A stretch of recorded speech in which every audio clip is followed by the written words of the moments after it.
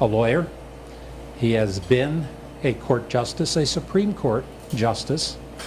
He has also advised Mel Thompson on legal matters and also assisted him with legislative matters. So he's got a pedigree that goes back. It's broad and it's impressive. He has most recently been chairman of the Governor's Judicial Selection Committee. So he's the point guy for these excellent judicial nominations that our governor is now making. So we want to thank him for all of that work. He's also published about 40 articles, written 2 books. What do you do in your spare time? So anyhow, without further ado, I'm going to introduce our speaker tonight, Chuck Douglas. Chuck, thank you for joining us. Thank you, Ray. Thank you. Thank you, Ray. Glad to be here in this group that Mel Thompson helped start. I know George Lovejoy was a great supporter of Mel's from Rochester, and I enjoyed working with the 2 of them.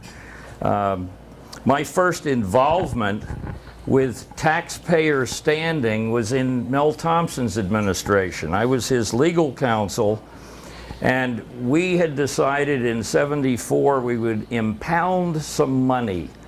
Mel couldn't get the budget he wanted, so he said, well, I'm going to impound some of it. We're just not going to spend it. That was in vogue because Nixon was doing it in Washington. We ended up in the Supreme Court because the Speaker of the House was a liberal Republican from over in Cheshire County.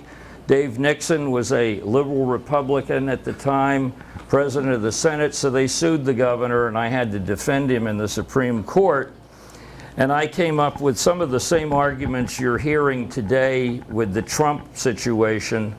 You can't sue the governor over this issue.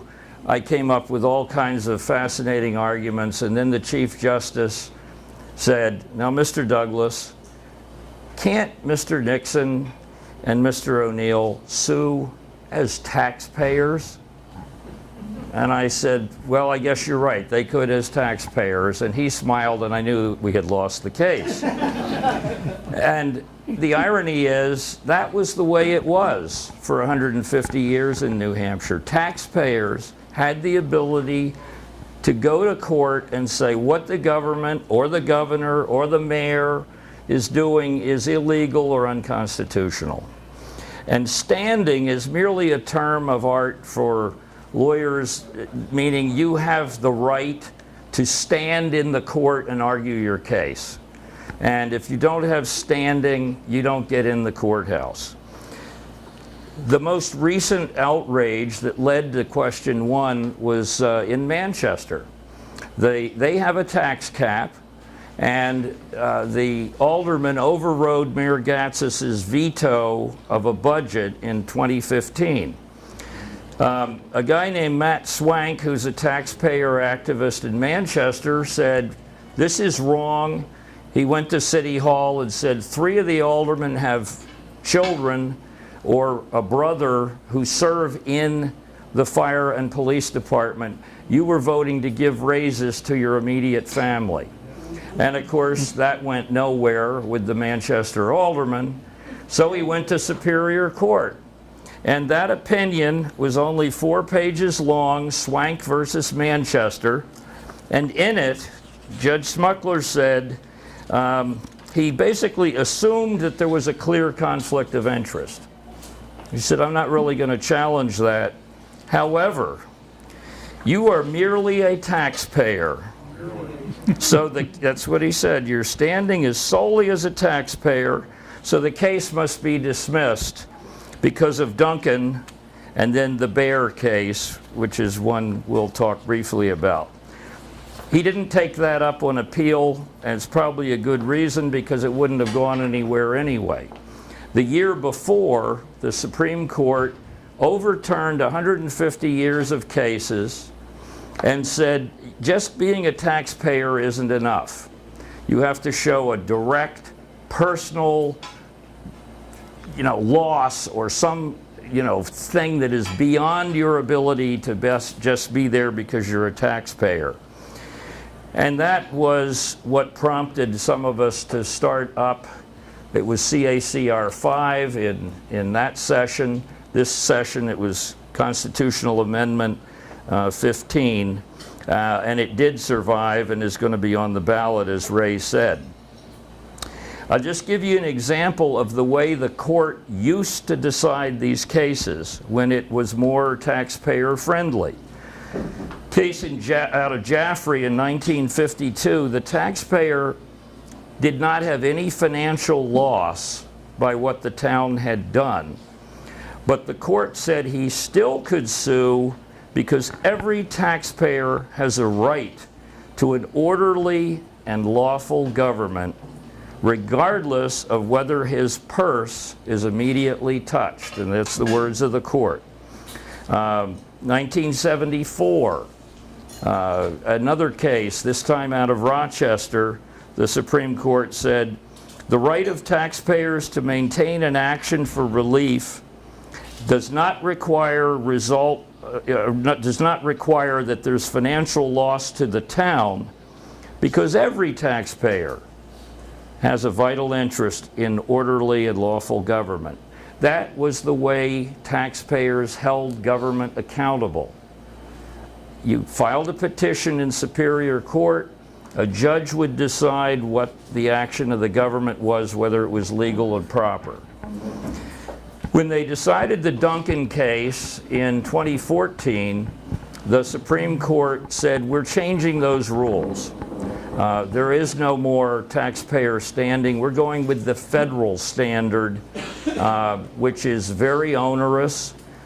Taxpayers cannot sue the federal government because of an illegality in a program or a challenge to, let's say, some giveaway program. You don't have standing to sue, because the Supreme Court of the United States back in 1923 said your tax dollar is so small compared to the massive spending of the federal court, we're not going to let you sue, because everyone would be suing over everything, and it would only take one taxpayer out of 200 million people at the time, so you don't have any standing. So our Supreme Court apparently was tired of these pesky taxpayers bringing petitions, and unfortunately, when they decided it, they said it was under the state constitution. That's trump card if you're a bridge player.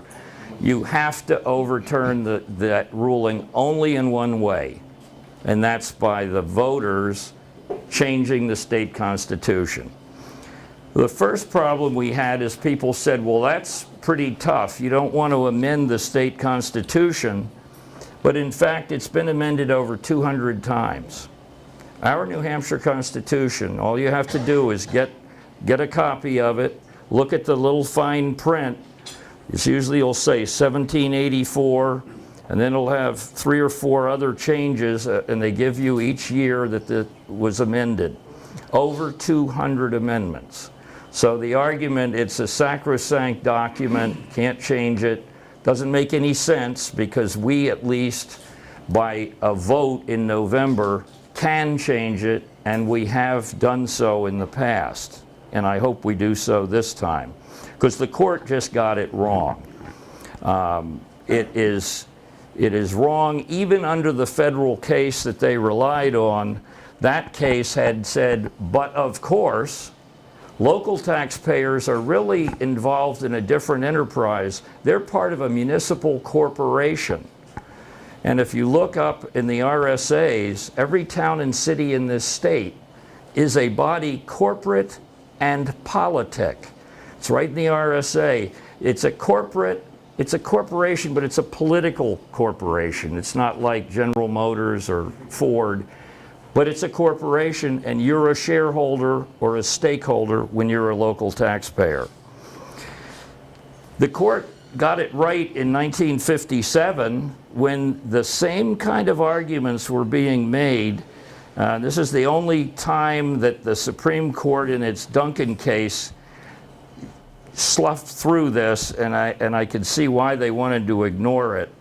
But the old court said, it's important to recognize that there are 2 different constitutions, and that the historical background for our courts is very different than the federal courts. They can only act in cases and controversies, but nowhere in the law of this state are the courts limited to cases and controversies in the federal context. So they got it right. They got it right even when I lost for Mel Thompson. And they said the Speaker and the President had standing as taxpayers. They didn't get into whether they had proper votes to stand there and sue the governor. They said, hey, they're taxpayers, we'll decide the case. So this year we were fortunate to overcome very strong Democrat opposition. A couple of years ago, the Democrats in the Judiciary Committee had deep-sixed the amendment. It dawned on them that if they want to challenge some of the education reforms that the Republicans are passing, they won't be able to because they don't have standing. So suddenly we had an agreement with the ACLU. If we can both hold hands together, we can get this thing through. And we did, 309 to 9 in the House. The only 9 no votes were Democrats, one of whom is running for Speaker, Steve Shortliff.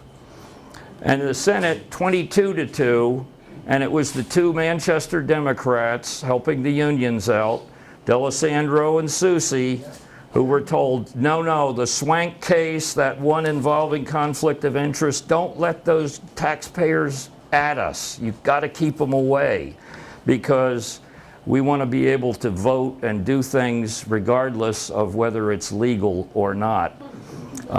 So the only 2 Democrats are from Manchester, which doesn't surprise me. The other Democrats did go along with it.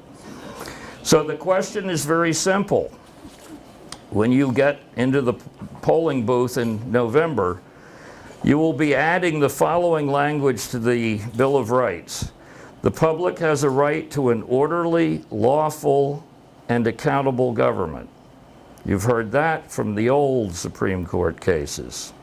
Therefore, any individual taxpayer eligible to vote in the state shall have standing to petition the court to declare whether the state, we even got that, which we didn't have in the past, or political subdivision in which the taxpayer resides has spent or has approved spending, now they haven't gone over the cliff yet, public funds in violation of a law, ordinance, or constitutional provision. You will not have to demonstrate that your personal rights were impaired or prejudiced beyond your status as a taxpayer. It's a flat-out reversal of the Duncan case, root and branch, using the court's language and flipping it, saying you don't have to do this, you only have to be a taxpayer and you have to be eligible to vote. There was some concern that corporations would be suing. We said, fine, you got to be an individual voter. They never had a problem in the past, but some of the liberals were concerned that corporations are persons, and we got into that. We said, fine, just individual taxpayer solves the problem.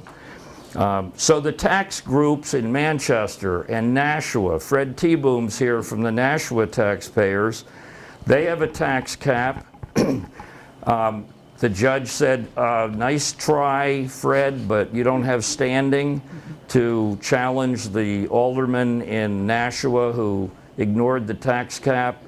I represent Fred on appeal to the Supreme Court, and hopefully we can thread the needle, but if this gets passed, it will change that case and make it a lot easier for us to reverse that judge. That's the big overview. We would hope to do the same thing that we did when I was involved with the property amendment in 2006, when the Kelo case said that developers can take private property and use it for development using the government as a shill. We overturned that. 86% of the voters bought that amendment, and I'm very confident this will receive a heavy vote. The Municipal Association has agreed to basically stand aside because there's another sentence you will see in the amendment that says if you otherwise have a way to appeal something, you've got to go through that. They were concerned that people from out of town could come to Bedford, file suit over some zoning amendment, and they don't even live here. There are ways to appeal zoning violations, and so we said, fine, just if there's another vehicle than Superior Court, use it. But that's the overview. It's very important to have government accountable. Some people say, well, Chuck, you're not being very conservative. You're empowering the judges to make these decisions.